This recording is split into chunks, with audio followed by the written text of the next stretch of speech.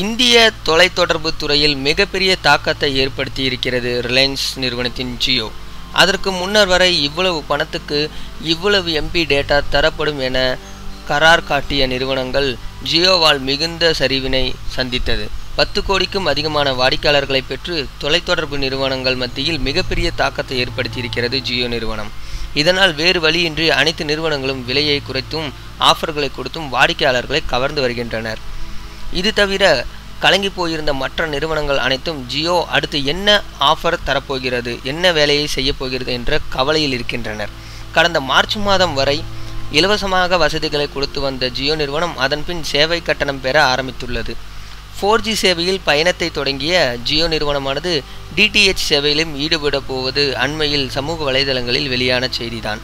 இந்த DTH தேவையில் 360 சேனல்கள் ஒளிபரப்பாகும் என்றார்கள். இன்னும் இதற்கான முடிவு வெளிவராத நிலையில் தனது அடுத்த ஆட்டத்தை துவங்கிவிட்டது ஜியோ.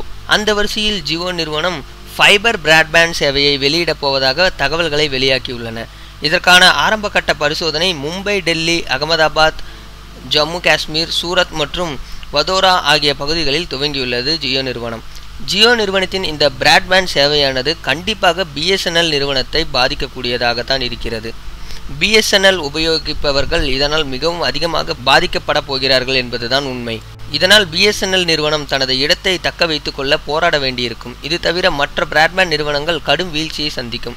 இதற்கு ஜியோ 4G போலவே 3 மாதங்கள் பிராட்பேண்ட் சேவை இலவசமாக தரப்போகிறதாம். ஜியோ பிராட்பேண்ட் சேவை மொத்தம் 3 வகைகளாக பிரிக்கப்பட்டுள்ளது. அதிவேக இணையம் மட்டும் தேவை என்றால் குறைவான ஜிபியுடன் அதற்கான விலையும் நிர்ணயிப்பது முதல் வகை பிளான். டேட்டா தான் முக்கியம் என்றால் அதன் வேகம் குறைவாகவும் அதற்கான விலை நிர்ணயிப்பதும் இரண்டாவது வகையான பிளான். இறுதியாக அதிகமான டேட்டாவும் அதற்கேற்ற அதிகமான வேகமும் இருக்கும். இதற்கு ஒரு விலை நிர்ணயிக்கப்பட்டு ஸ்பெஷல் பேக்கேஜுடன் கொடுக்கப்பட்டுள்ளது. படிப்படியாக மெட்ரோ நகரங்கள் முதல் அனைத்து நகரங்களுக்கும் இந்த சேவை விரிவுபடுத்தப்படும். இந்த ஆண்டு இறுதிக்குள் ஜியோ ஃபைபர் பிராட்பேண்ட் சந்தைக்கு வந்துவிடுமாம். இந்த சேவை 100 GB டேட்டாவிற்கு 1 மாத கட்டணமாக 500 ரூபாய் வரை வசூலிக்கப்படும் எனவும் தெரிவிக்கப்பட்டுள்ளது.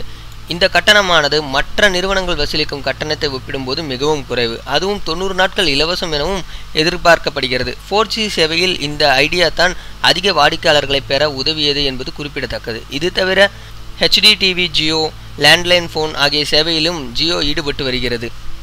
இது மாதிரியான அடுத்தடுத்த ஆஃபர்களினால் மிகப்பெரிய அதாவது உயரத்தில் இருக்கும் பல பிராட்பேண்ட் சேவை வழங்கும் நிறுவனங்கள் சரிவை சந்திக்கும் நிலை ஏற்பட்டுள்ளது.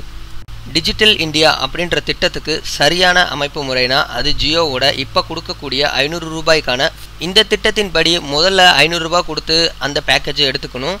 முதல் 3 மாதத்துக்கு உங்களுக்கு 4G டேட்டா ஃப்ரீயாக கிடைக்கும். 100 GB வரைக்கும் யூஸ் பண்ணிக்கலாம். அதுக்கப்புறம் அன்லிமிட்டெட் ஸ்பீட். இதை பற்றின முழு தகவல்களையும் நாளைக்கு அனில் அம்பானி மும்பையில் ப்ரெஸ் மீட் வச்சு பேச போகிறாரு. அதை பற்றி நீங்கள் முழுமையாக தெரிஞ்சுக்கணுன்னா கீழே உள்ள ரெட் கலர் பட்டனை கிளிக் பண்ணி நம்ம தமிழ் ஸ்பீடு சேனலை சப்ஸ்கிரைப் பண்ணுங்கள்.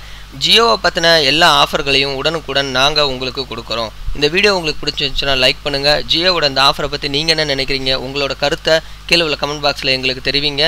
மீண்டும் இன்னொரு வீடியோவில் உங்களை சந்திக்கிறேன். நன்றி, வணக்கம்.